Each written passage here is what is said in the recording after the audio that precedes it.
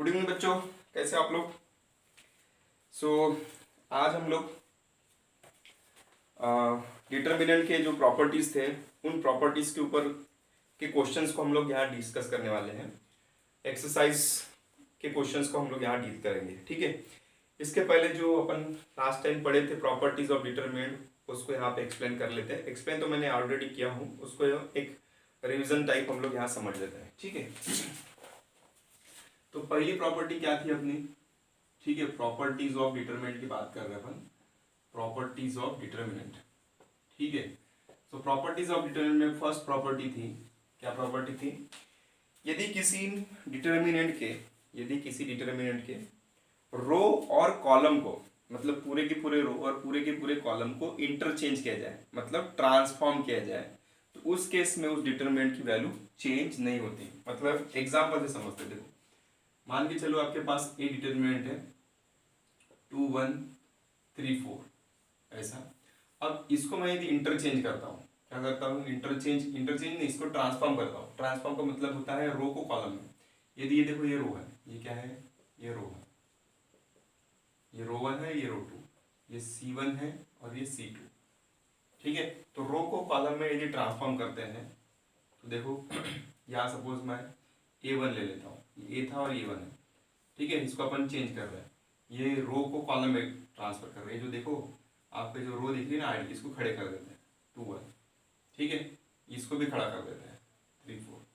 तो इससे जो आंसर आएगा आपका, जैसे इसको अपन सॉल्व करते हैं, कितना आएगा 8 - 3 = 5। इसको सॉल्व करते हैं 8 - 3 = 5, सेम आ रहा है। इसका मतलब किसी भी डिटरमिनेंट के रो और कॉलम को ट्रांसफॉर्म यदि करते हैं तो उस डिटरमिनेंट की वैल्यू अनचेंज होती है, सेम होती है, ठीक है। अनचेंज का मतलब सेम नहीं होती, मतलब सॉरी, अनचेंज का मतलब चेंज नहीं होती, इसका मतलब सेम होती है, ठीक है। आगे बढ़ते हैं, ये पहली प्रॉपर्टी थी। दूसरी प्रॉपर्टी क्या है, दूसरी प्रॉपर्टी क्या है, किसी भी डिटरमिनेंट के कोई भी दो रो या कोई भी दो कॉलम को हम लोग क्या करें, इंटरचेंज करें, ठीक है। तो क्या क्या होता है, जो साइन है, साइन का डिटरमिनेंट का, वो चेंज होता है।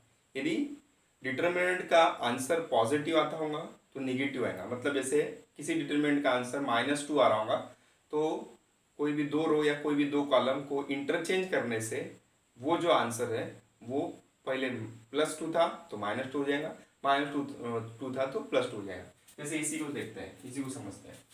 मान के चलो आपके पास फिर से एग्जांपल यही है, क्या है 2 1 3 4, क्या है 2 1 3 4। तो अब क्या करें, ये रो 1 है और रो 2 है, तो रो 2 को ऊपर लेके जाएंगे और रो 1 को नीचे लाएंगे। तो मैंने यहाँ पे क्या करूँगा, मैं रो 1 को रो 2 से इंटरचेंज करूँगा।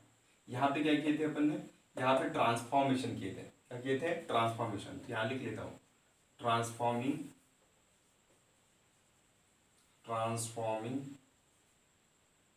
ए डिटरमिनेंट, ठीक है। ये जो डिटरमिनेंट था उसको ट्रांसफॉर्म किए थे। यहाँ पे अपन क्या कर रहे हैं, इंटरचेंज कर रहे हैं।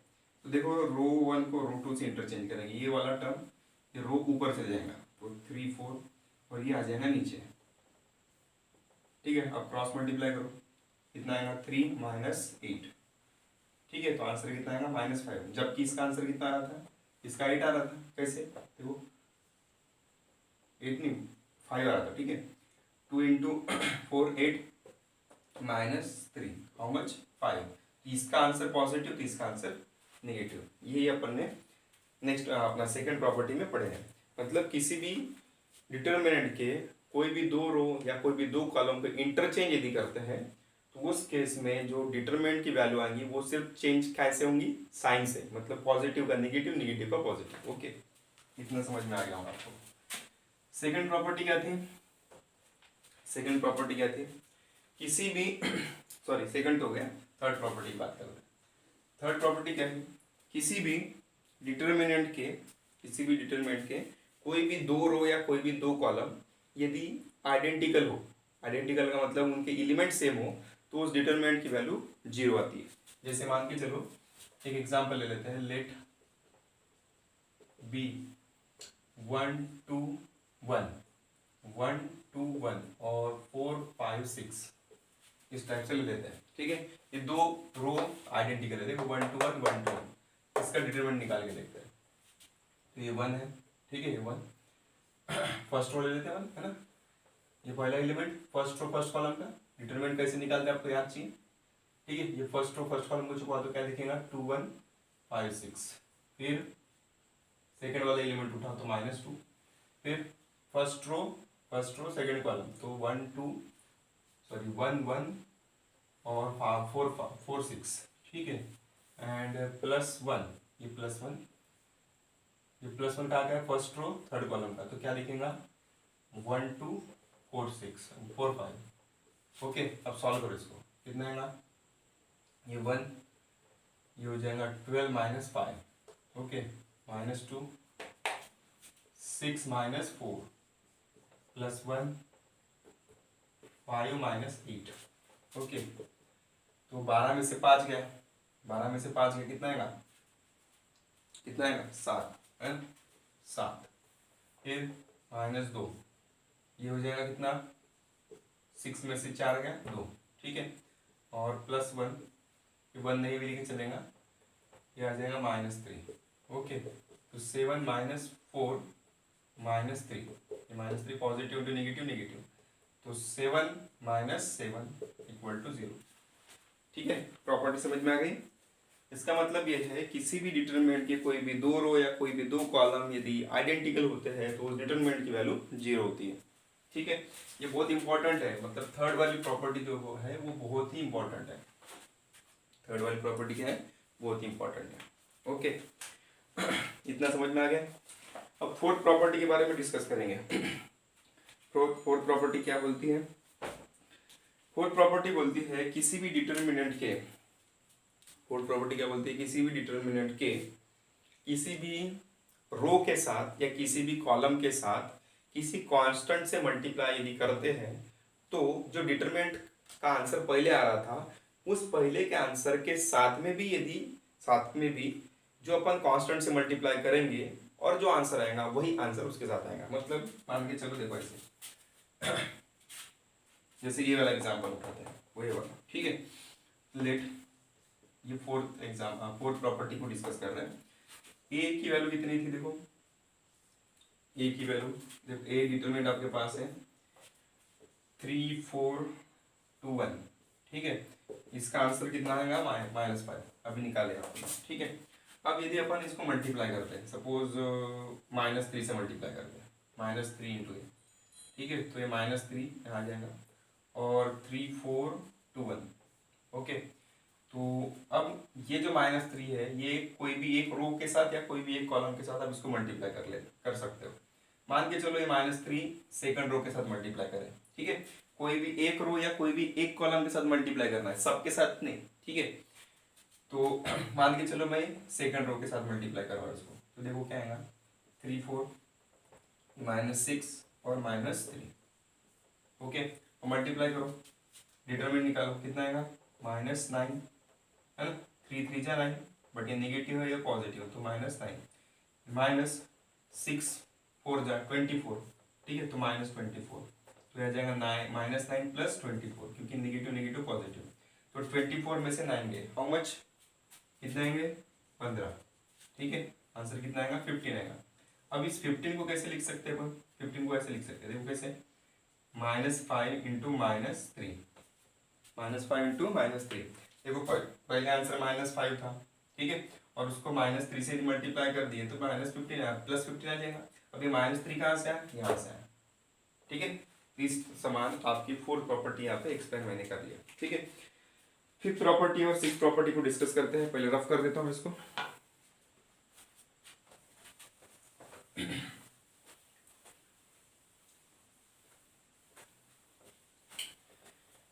देखो ये एक रिवाइज कर रहा हूँ मैं, हाँ, आपको ये चीज याद दिला रहा हूँ मैं, आपको अलग से लिखने की आवश्यकता नहीं है, आपके पास ऑलरेडी लिखा हुआ है, ठीक है।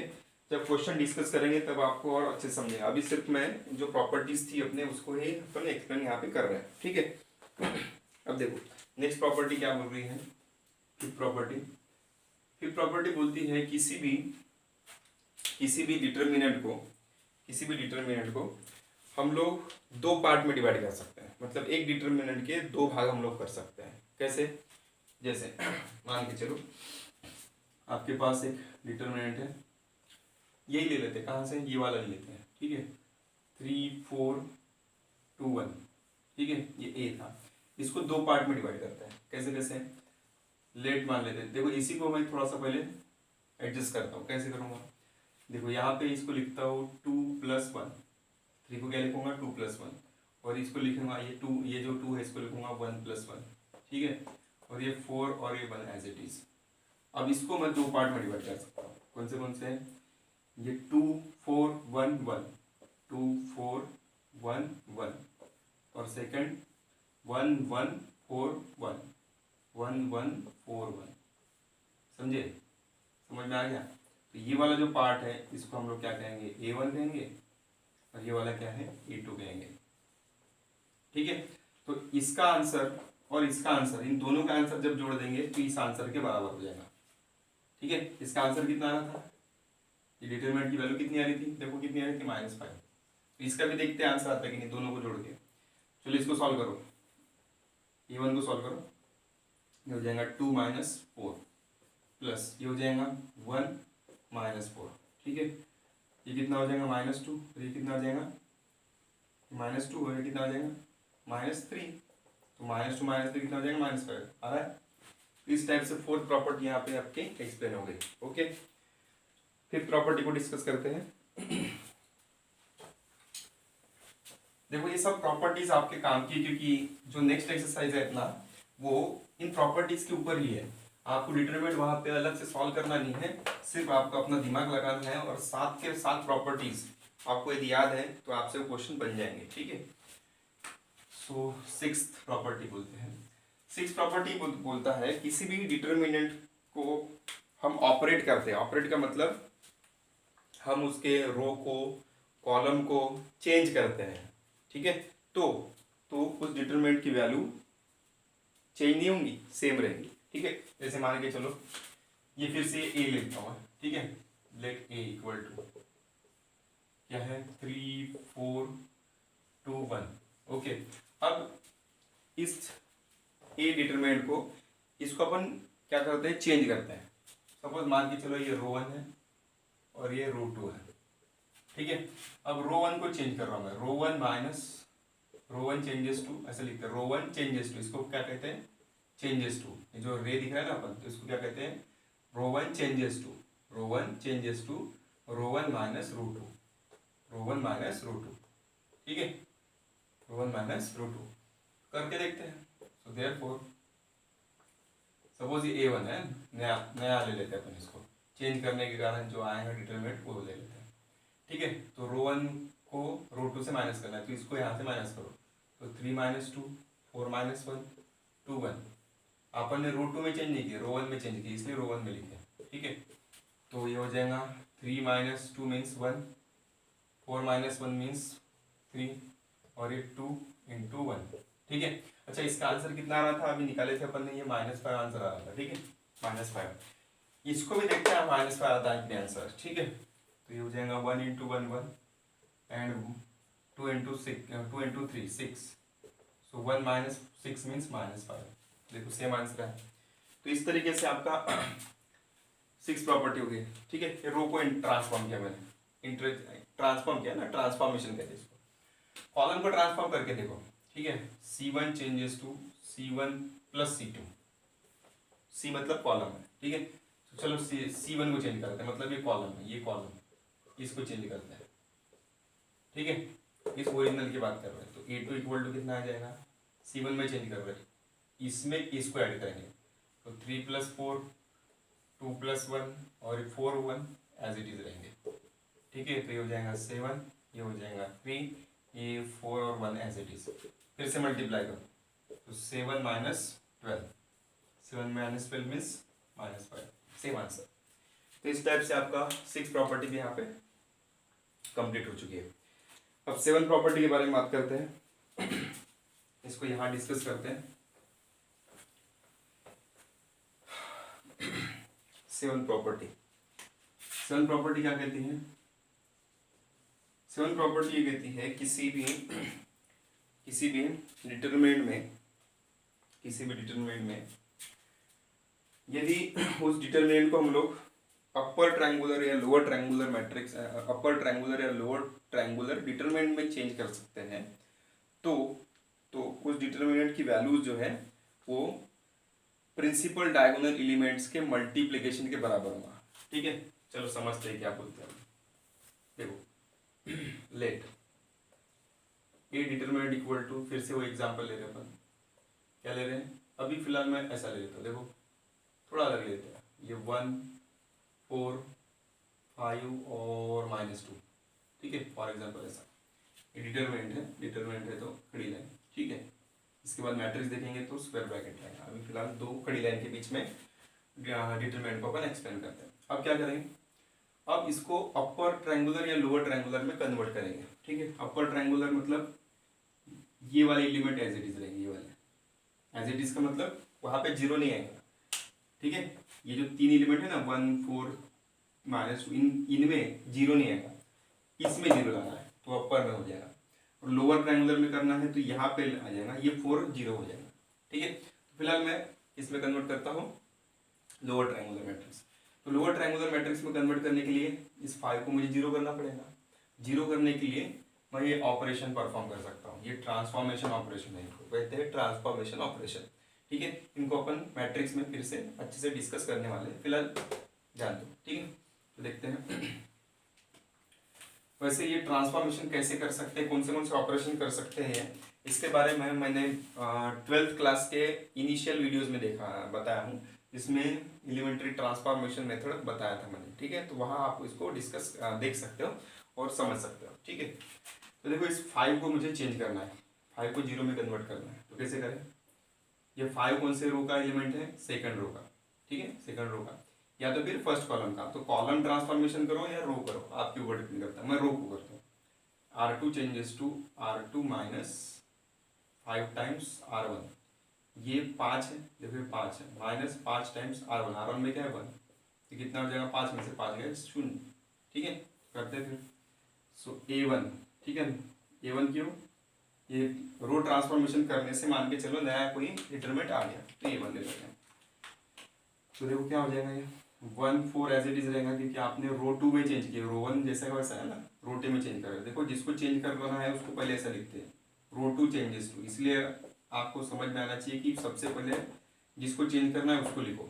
ठीक है, तो row 2 changes to row 2 minus 5 times R1 मतलब रो 1, तो 5 माइनस 5 टाइम्स 1, क्योंकि ये 1 है, फिर -2 माइनस 5 टाइम्स 4। ठीक है, कितना आ जाएगा 1 4, यहाँ 0 और यहाँ पे -2 माइनस 20, तो कितना आ जाएगा -22। ठीक है, -22। अब ये किस में कन्वर्ट हो गया, ये डिटरमिनेंट कन्वर्ट हो गया upper triangular determinant, upper triangular. तो इसका आंसर कितना आएगा, इसका आंसर सीधा सीधा आएगा, क्या आएगा 1 इंटू -22, सीधा मल्टीप्लाई करेंगे इन दोनों का। ठीक है, तो कितना आएगा -22 आंसर आएगा, कितना आएगा -22। अच्छा यहाँ से इसको चेक करके देखो -22 आता है कि नहीं, -2 और -20, देखो कितना आया -22। तो आप बोलोगे सर इसको ऐसा काम करके क्यों ऐसा किए, तो देखो कुछ डिटरमिनेंट क्या होते हैं, लेंदी होते हैं, तो उनको अपन डायरेक्टली उसको एक्सपांड करके सॉल्व नहीं कर सकते हैं। तो ऐसे केसेस में हम लोग ये प्रॉपर्टी का यूज करेंगे, सातवीं प्रॉपर्टी का। ठीक है, सातवीं प्रॉपर्टी क्या बोलते हैं, कोई भी डिटरमिनेंट में यदि वो डिटरमिनेंट अपर ट्रायंगुलर या लोअर ट्रायंगुलर में कन्वर्टेड है, तो उस केस में उस डिटरमिनेंट की वैल्यू प्रिंसिपल डायगोनल एलिमेंट्स, ये इनको बोलते हैं प्रिंसिपल डायगोनल एलिमेंट्स। देखो ये 1 और -22, ठीक है, इनको कहते हैं प्रिंसिपल डायगोनल एलिमेंट्स। जैसे कोई डिटरमिनेंट आपके पास है, मान के चलो एग्जांपल ले लेते हैं, let B determinant equal to 2 -1 5 0 6 -3 0 0 and 2 या -2 ले लेते हैं। अब इसका आंसर क्या होगा? इसका आंसर डायरेक्ट ये डायगोनल एलिमेंट्स का मल्टीप्लिकेशन होगा। क्यों? क्योंकि ये अपर ट्रायंगुलर डिटरमिनेंट है। ठीक है, अपर ट्रायंगुलर डिटरमिनेंट। मल्टीप्लाई करो 2 इंटू 6 इंटू -2, तो इतना आंसर आएगा। कितना आएगा आंसर? ये आ जाएगा -4 इंटू 6, कितना? -24। ओके, तो इस टाइप से आपके सातों के साथ प्रॉपर्टियाँ हम लोग डिस्कस कर चुके हैं। अब हम लोग देखते हैं कुछ क्वेश्चंस को। ठीक है, क्वेश्चंस को डील करेंगे। तो क्वेश्चंस को डील करने के पहले आप इसको नोट कर लो, मैं थोड़ा सा पानी पी के आता हूँ। ठीक है,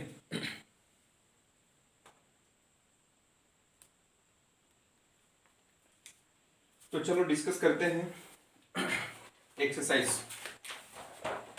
कौन सा एक्सरसाइज बचा अपना?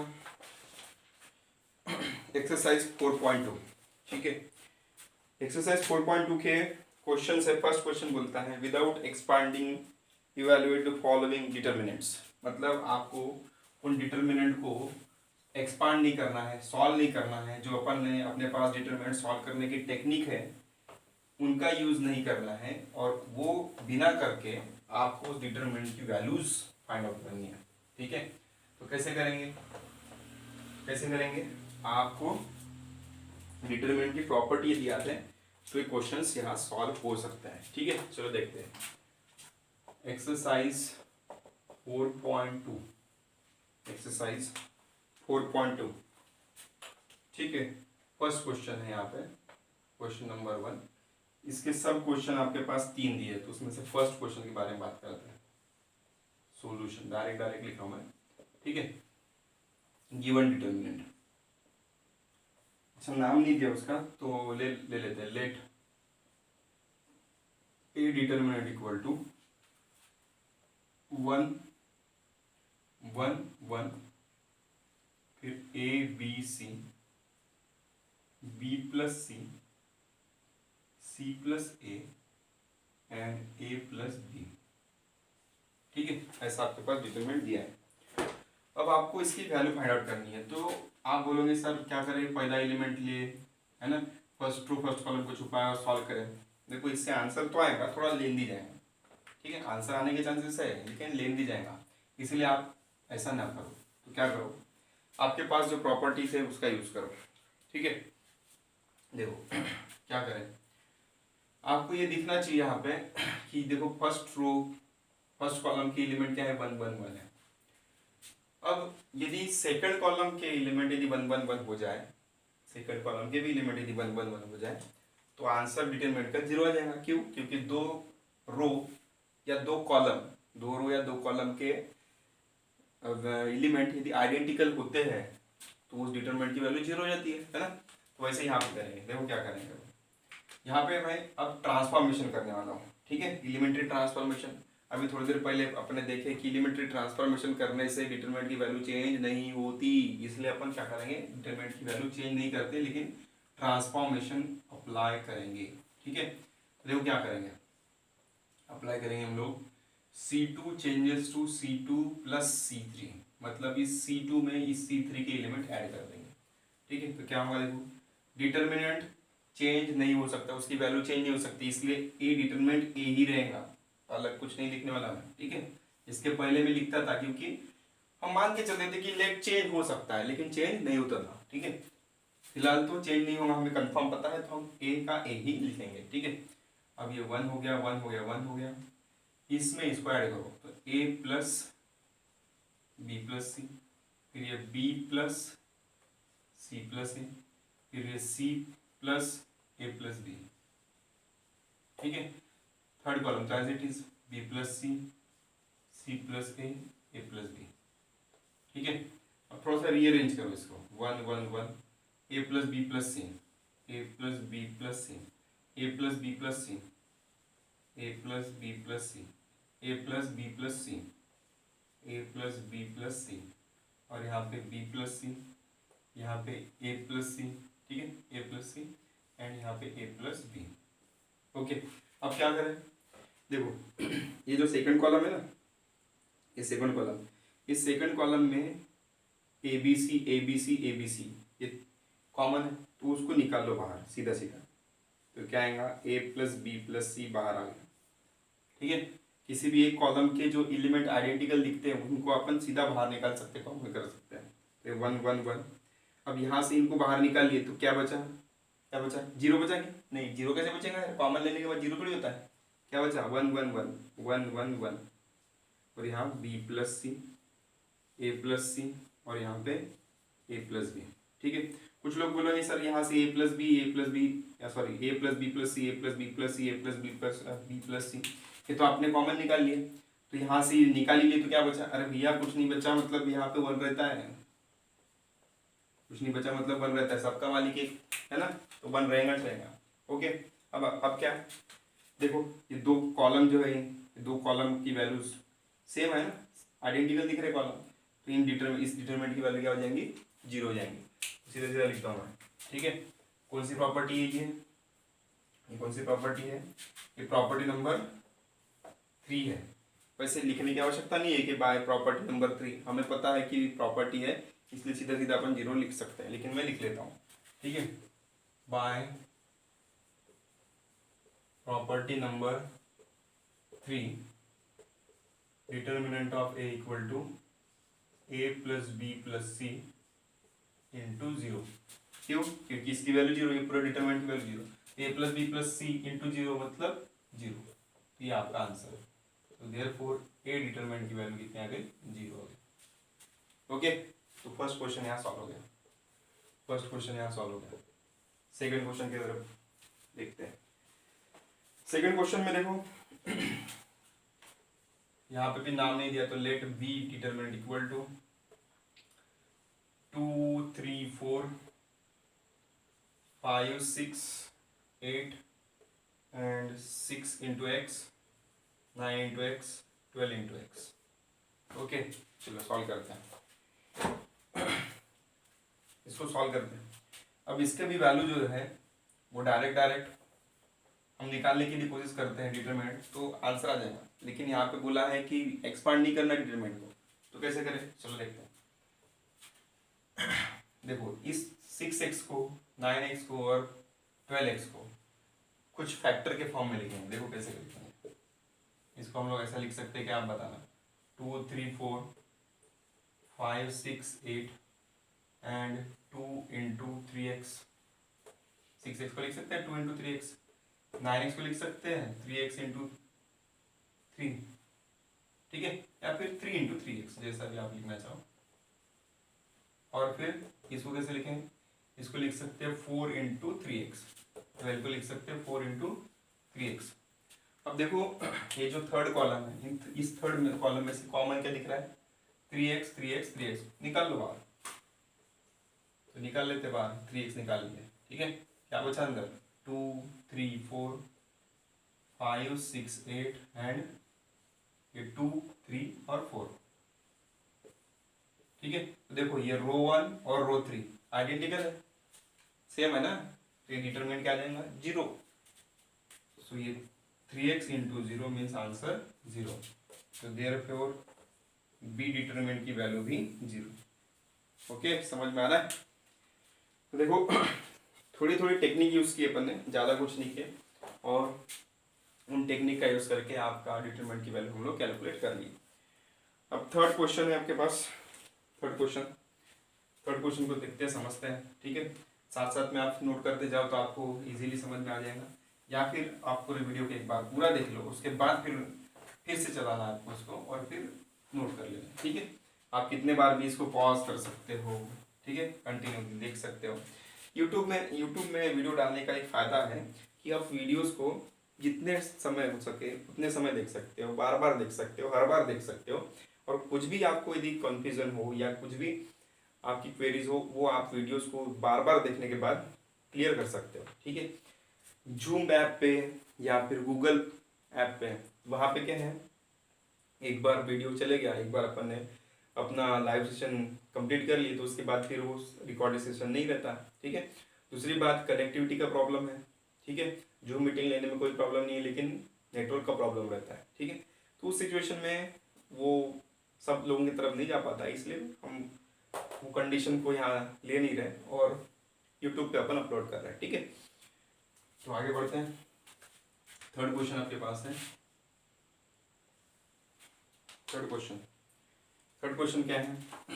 थर्ड क्वेश्चन देखो, फिर से ले लेते हैं एक नया element, determinant let C determinant equal to 2 3 5 7 8 9 and 65 75 and 86, ठीक है।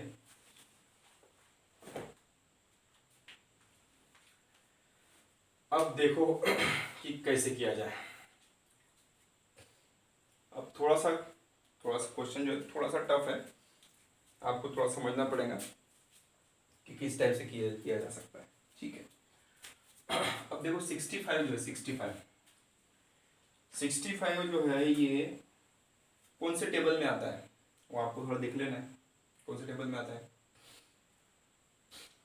कौन से टेबल में आता है? देखो 65 होता है 13 5 जा 65, करेक्ट है कि नहीं? ओके। 75 इसमें आता है 75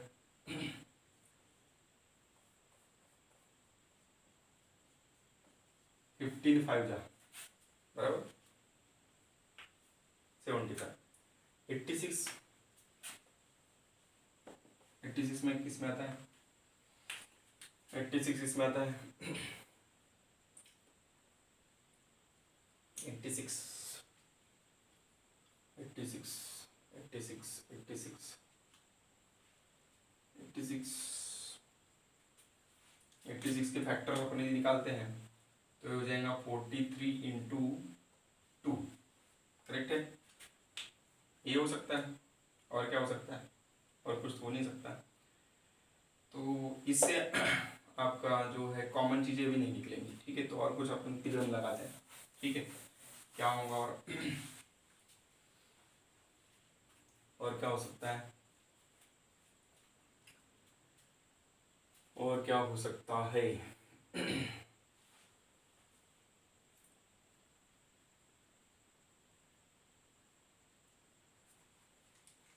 चलो देखते हैं।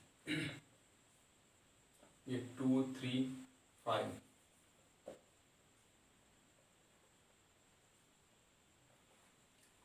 ये 7 8 9, ठीक है। ये 65 को मैं ऐसा लिख सकता हूँ क्या? देखो कैसे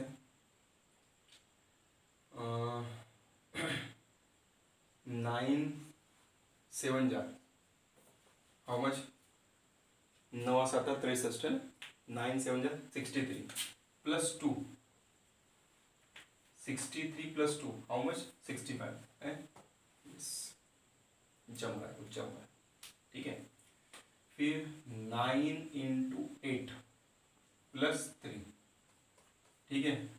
9 इंटू 8 9 8 जा 9 8 72, 72 में 2 3 ऐड कर देंगे कितना आएगा 75। जम रहा है, ठीक है, जम रहा है। फिर क्या 9 इंटू 9 कितना हो जाएगा 81, 81 में यदि 5 डालें तो कितना हो जाएगा 86 हो जाएगा। यस, जम रहा है। अब क्या करें? अब देखो ऐसा करें, ये जो आपके पास डिटरमिनेंट दिख रहा है, ये डिटरमिनेंट में ये जो कॉलम है लास्ट वाला कॉलम उसमें सम है, एडिशन का टर्म है। तो क्या करें, इस डिटरमिनेंट के 2 पार्ट किया जाए, ठीक है। 2 पार्ट करेंगे, जो कैसे करेंगे 2 3 5 7 8 9 9 इंटू 7 9 इंटू 8 एंड 9 इंटू 9, ये फैक्टर मतलब एक डिटरमिनेंट प्लस ये जैसे कि वैसे 2 3 5 7 8 9 एंड 2 3 5, कहाँ से ये वाले लिखा है, ठीक है। अब इसकी वैल्यू तो 0 आ जाएंगी, क्यों? क्योंकि देखो 2 3 5 2 3 5, ठीक है, सेम है। इसकी वैल्यू क्या आ जाएंगी 0, इसकी वैल्यू 0 आएंगी क्या? यस, इसकी वैल्यू भी 0 आ सकती है। कैसे? फिलहाल तो कोई भी कॉलम किसी के भी बराबर नहीं है, लेकिन आप ये 9 यदि कॉमन निकालते हैं यहाँ से 9, तो 9 सीधा बाहर निकालो तो क्या हो जाएगा 2 3 5 7 8 9 एंड 7 8 9। ठीक है, इधर तो 0 आ चुका है तो लिखने की आवश्यकता नहीं है। अब ये भी देखो 0 हो जाएगा, क्यों? देखो 7 7 8 8 9 9, ये भी 0, तो आंसर आपका 9 इंटू 0 मीन्स 0। तो इस टाइप से आपके तीनों क्वेश्चन सॉल्व हो चुके हैं। ठीक है, इसके बाद के क्वेश्चंस को देखते हैं। इसके बाद के क्वेश्चन जो है ये भी ऐसे ही है, मतलब यहाँ इन क्वेश्चंस में भी हम लोगों को प्रॉपर्टीज को अप्लाई करके जो भी क्वेश्चन दिए उनको सॉल्व करना है। शो दैट बोल रहा है ना, तो उनको भी हम लोग प्रूव कर सकते हैं। तो आई थिंक मैं ये जितना भी पढ़ाया हूँ आपको समझ में आ चुका है। तो मैं आपको अब ये जो क्वेश्चंस है, क्वेश्चन नंबर 2 3 5 6 7, इन क्वेश्चंस को आपको ट्राई करने का एक चैलेंज करता हूँ। ठीक है, वो आप चैलेंज को यदि एक्सेप्ट करते हो तो उन क्वेश्चंस को ट्राई करना। ठीक है, और यदि आपसे बनता है तो बहुत बढ़िया चीज़ है, और यदि नहीं बनता है तो कोई बात नहीं, नेक्स्ट वीडियो में हम लोग उसको डिस्कस करने वाले हैं। ठीक है, उन क्वेश्चन को हम लोग नेक्स्ट वीडियो में देखने वाले हैं। तो यहाँ तक आपको यदि समझ में आ गया होगा तो अच्छी बात है, नहीं समझ में आया तो एक पूरी वीडियो को एक बार फिर से रिवाइंड करो, देखो अच्छे से और कंसेप्ट बनाओ। ठीक है, तो आज यही रुकते हैं, नेक्स्ट वीडियो में नेक्स्ट क्वेश्चंस को डिस्कस करने वाले हैं। ठीक है, गुड नाइट।